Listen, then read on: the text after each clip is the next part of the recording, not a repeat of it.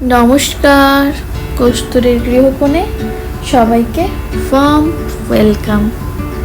স্নান করে উঠোনের মধ্যে ঘোরাফেরা করতেই চোখে পড়ে গেল এই পডকাস্টটাকে। এই পডকাস্টে প্রতিদিন মা জল দেয়। অনেক দিনের সুপ্ত বাসনা ছিল একটা বনসাই বানাবো। আমার ফ্ল্যাটের ব্যালকনিতেও আমি বটগাছ লাগিয়েছি। আজ প্রায় 4-5 মাস হয়ে গেল, সে বাড়েও না, কিছু হয় না। তবে পাতাগুলো সবুজ সবুজ ছিল। এই কদিনের গরমে দেখছি পাতাগুলো কিরকম একটু হলুদ ভাব চলে এসেছে।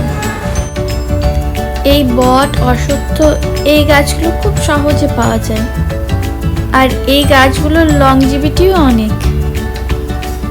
তাই ভাবলাম এই বট গাছটা দিয়েই করব। প্রথমে একটু অন্যরকম করব ভেবেছিলাম, কিন্তু আবার ভয় হলো, মা এই গাছটাই জল দেয় আর আমার এক্সপেরিমেন্টের ঠেলায় এই গাছটা যদি মরে টরে যায়, তার থেকে ভালো সোজা সাপটা সাদা মাটা কিছু একটা করে দিই। বাবার কাছে এই গাছটা বাঁধার জন্য একটা তার খুঁজলাম, তো বাবা এক সাংঘাতিক মোটা সোটা নতুন তার এনে হাজির।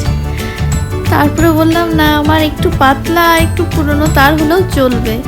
তখন আবার এই হিটারের এই কেটে যাওয়া তারটা এনে দিল। সেও ভারী শক্ত।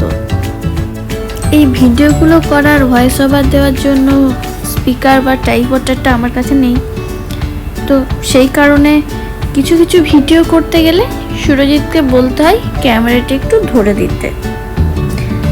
তো সে প্রভুকে এত সাধ্য সাধনা করতে হয় ওইটুকু করার জন্য। তাছাড়া মোটামুটি অনেক কিছুই করে দেয়।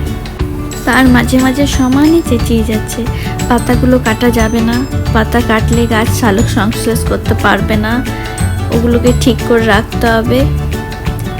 তাই আমাকে সব কটা পাতা ছেটে ফেলতে দেয়নি। প্রথমবার করলাম, করে মনে মনে বেশ ভালো লাগছে। আমার অনেক দিনের ইচ্ছে পূরণ হলো। তবে এই আকার আকৃতি কেমন নেবে বুঝতে পারছি না। আরো কয়েকটা ডালপালা গজালে বেশ ভালো লাগবে, সেই অপেক্ষায় রইলাম। এই বট গাছটার পাতাগুলো একেবারে কচি কচি ছিল, এই সবে সবে গজিয়েছে, আর একবারে সবুজ, বেশ ভালো লাগছিল। ভেবেছিলাম এই কয়েকটা পাতায় কিছু আঁকিবুকি কাটবো, কিন্তু সে আর করতে পারিনি, সময় পেলাম না। নিজের মতো করে এটিকে আকার দেওয়ার চেষ্টা করলাম, আর 3টে রান্নাঘর ছেড়ে দিয়েছি। কেমন লাগলো জানাবেন। ভিডিওটি এই পর্যন্তই। সবাই ভালো থাকবেন, সবাইকে ভালো রাখবেন। ভিডিওটি ভালো লাগলে একটি লাইক করে সাবস্ক্রাইব করে নেবেন। টাটা।